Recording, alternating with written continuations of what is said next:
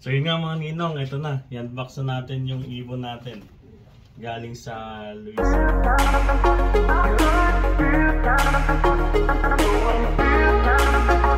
Ayan. What's up mga ninong? Another day, another vlog. For today's video, unbox tayo.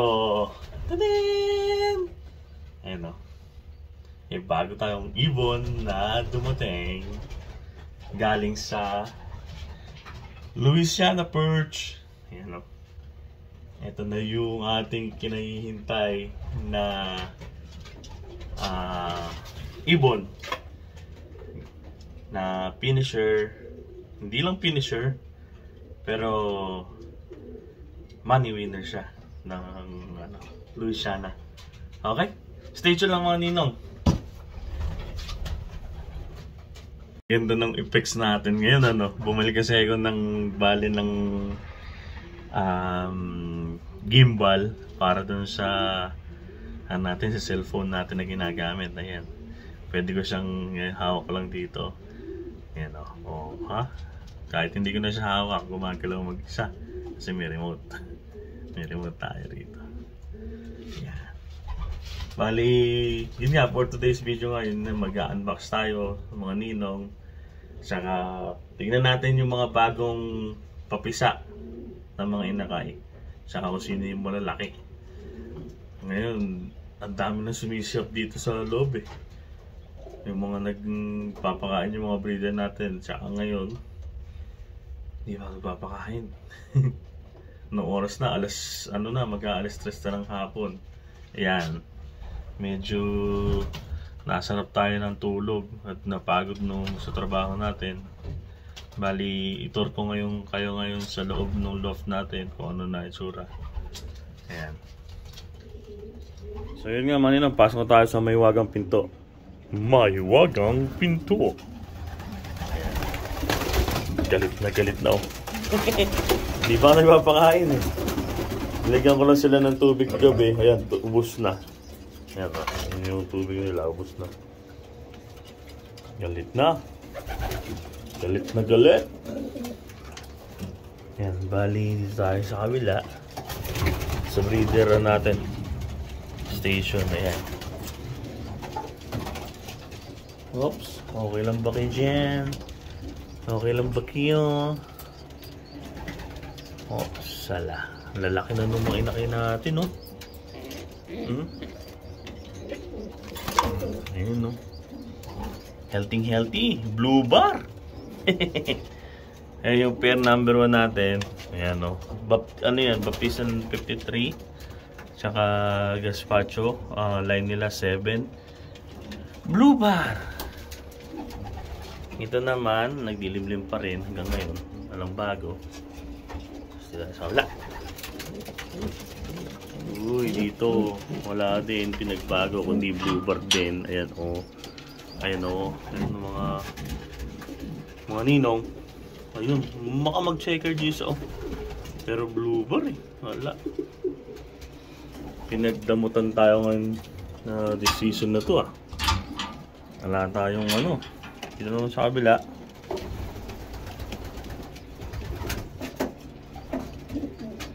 Wala din dito. Grabe naman. Nagkaano pa lang to. Naglimlim. Tapos dito tayo sa kabila.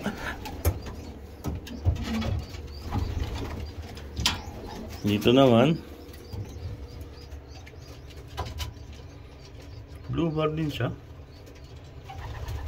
Ba? Ayos to ah. Wala man lang ito. Ano naman Red bar yung tatay. Mili. Tsaka blue bar. Ang lumabas. Tingnan nyo. Blue bar pa din. Walang pinagbago. Ano ba naman yan? Matandaya nyo naman. Dito naman mga ninong. Dito. Ito naman. Maliit pa to. Yan dalawa. Anak ng Hailey Rocher natin. Inbreed Quinel. Tapos Wolverine cross ng Laura Is a big winner today. Yan ang GFL natin, 145 yan. GFL 145 yung nanay. Yan. Tapos, dito naman tayo dumako sa ibaba.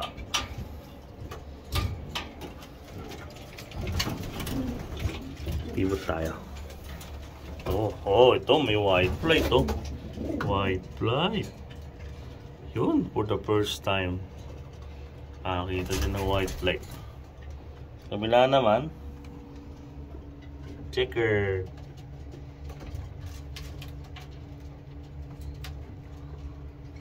Ang tuloy nila lalaki.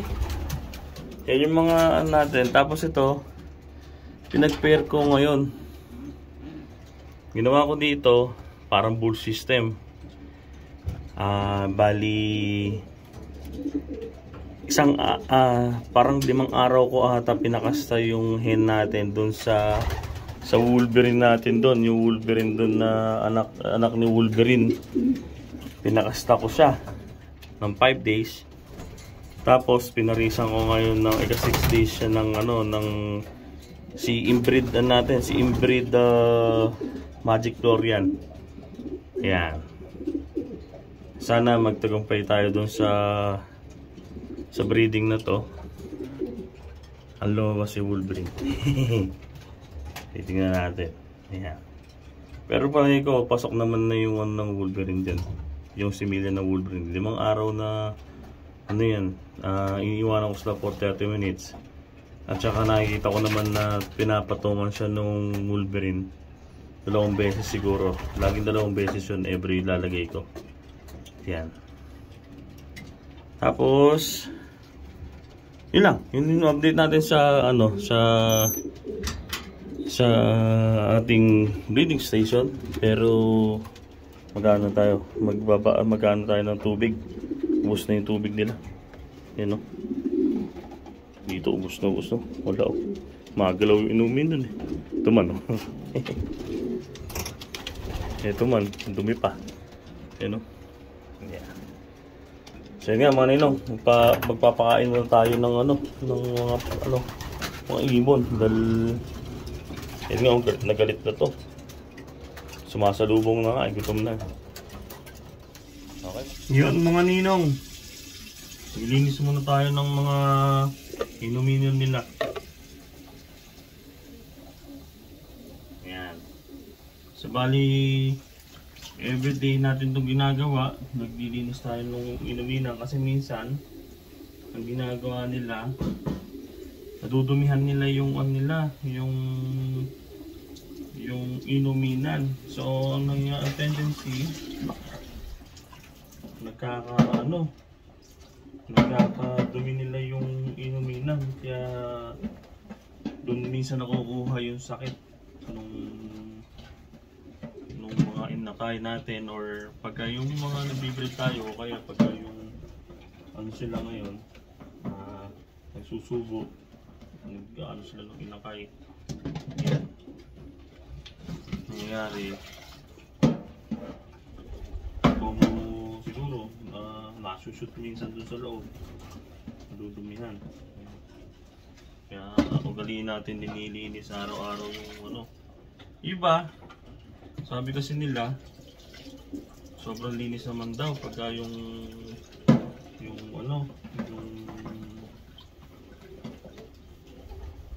pagka nililinis mo araw-araw. Ang piniprevent lang naman natin dito yung wag lang nila mainuman yung nila, yung inuminan na may dumi. Kasi yung katulad nung sinasabi nung napapanood natin sa ibang video, o katulad ng example na lang yung kay Ex Machina. Nakikita natin yung kay Ex Machina na ginagawa niya na meron lumot o something. Okay lang siguro yung gano'n kasi gamay na nila yung gano'n na yung gano'n na pamamaraan. Tsaka experience na nila yon. Yan. Kasi may nagtanong nga sa akin one time yan eh. Nasa Hoosier Classic kami. Nag-aabang kami. Tanong ako one time, "Boss, ikaw ba, ano ba sa palagay mo may lumot?" Sabi sa akin. Kasi every time na nakikita kita sa video mo, naglilinis ka. Para sa akin naman, depende yun. Kasi kung experiencado ka na na-experience mo yun sa ibon mo or something na ganun, eh, kaya ng ibon naman yung resistensya ng ganun. Kaya ng ibon ng resistensya ng ibon mo yung ganun. Walang problema yung ganun na pamamaraan. As long as naman na nakakasurvive yung ibon at maganda yung kondisyon, okay lang yung ganun na ano, yung pamamaraan. At saka sabi nga nila, kanya-kanya tayo dyan. Hindi naman natin alam kung magkamukha yung ligaw ng bituka ng ibon natin parehas, di ba? Parang ganun lang yun. Kaya yun yung way ng ginagawa ko sa pag-ibon natin dito. Tsaka dagdag exercise na din araw-araw.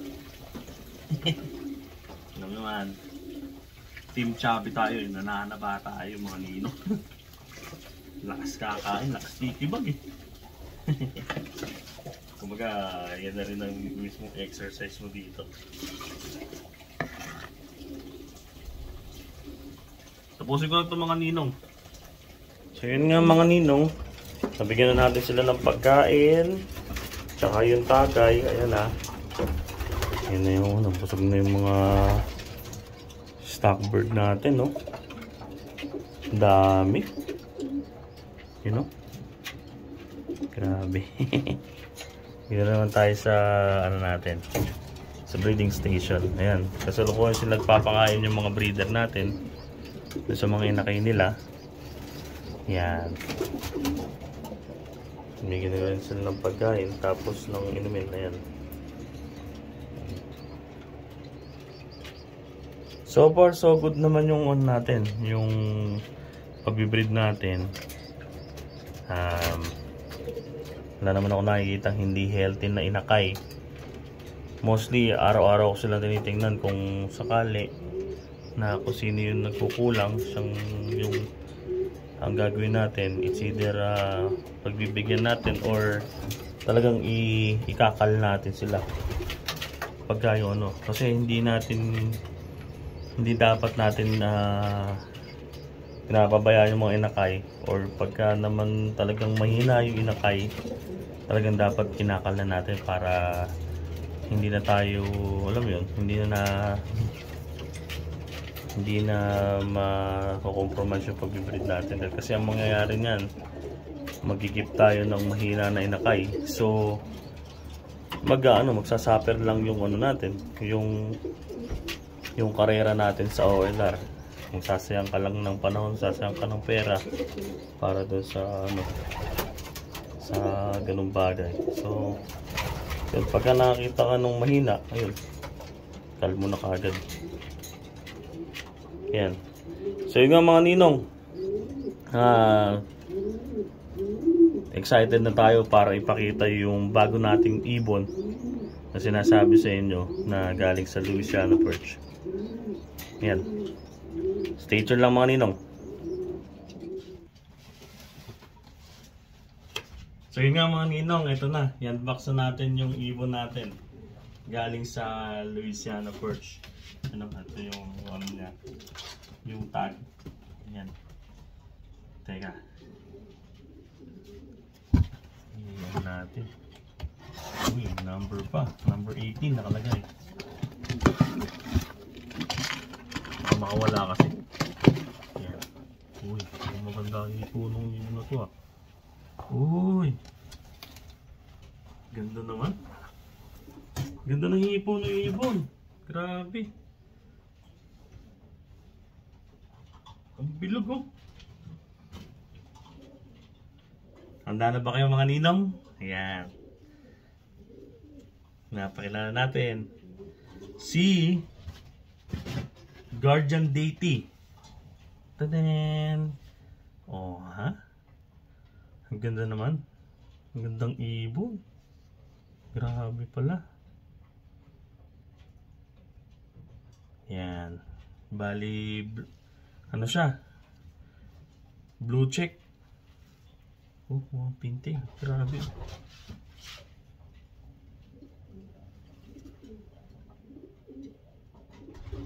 Kita nyo kung anino? Grabe siya. Band number niya AU CPAD 2024 904. Ano? 904. Alert na, alert na. Ano siya, bali ilang araw siya sa box. Monday, Tuesday.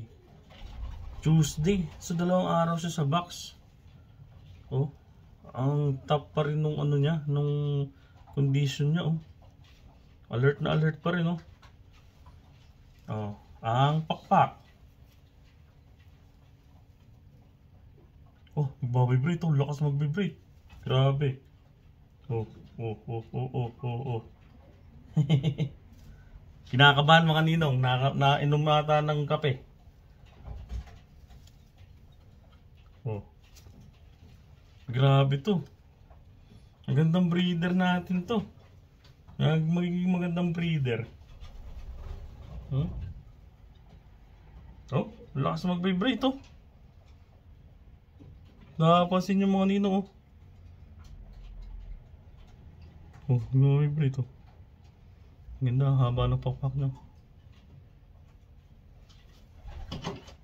Tapos yung keelbone niya, hindi naman ganun ka kaikli. Pero ano, ang kinis. Tapos ano pa, condition siya dahil kulay pink na pink yung ano. Oh, one pintail. Sabihin nyo. Yan. Meron sana ang gusto ipangalan dito pero hindi ko nababaguhin. Guardian DT yung pangalan niya talaga eh. Si Guardian DT. Yan. Gusto ko sana yung pangalan dito nating special. Kasi meron tayong subscriber dyan na alam ko naman sentiment mo na lucky lang yung nag-ano sa ibong ko. So, yun, lucky nga lang talaga. Lucky once na umuwi lang din siya sa ano, sa race na yun. Ayan. Pero papangalan ko pa rin sa kanya Guardian Deity. Oh, pakitingnan mo. Paki-bash mo naman. Okay lang yan. Kahit ano sabihin mo, okay lang din. Wala nang problema. Maraming salamat sa panonood. Ayun o, mga ninong. Humble lang tayo na meron tayong ano, nakakatuwa lang din na meron tayong umuwing ibon na nabigay sa ating karangalan din kahit sabihin na nating special dun sa ibon natin. Ayan. Ganda oh. Ganda mga ninong oh. Nakakatuwa lang din kasi dahil kasi isa sa magiging breeder natin ito maganda. Baka ipares ko to dun sa, kung nakikita nyo yung Baldwin natin na ano, na dark check. Ayan, yan ang ipaparis natin, paparisan natin siya nung cock na yun.